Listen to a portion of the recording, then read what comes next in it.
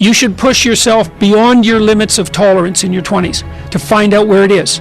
How much can you work? How disciplined can you become? Like, can you work 12 hours a day? Can you work 8 hours a day? Can you work 3 hours a day? Like, flat out. Where's your limit?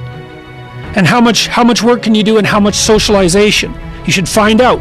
Push yourself past and then back off to that point where it's optimally sustainable. It's good to think about that as a goal. It's like you're trying to discover what your limitations are when you're in your 20s, so that you can hit that edge, so that you can sustain yourself across the decades. You don't want to have too much fun, right? Too much fun takes you out. You know, it's not fun being the 40-year-old at the singles bar, precisely. So you want to make sure that what you're doing is age appropriate, and you want to push yourself in every direction that you can, but you should be doing that with an aim in mind. It's like you're trying to make yourself into a better and more competent person.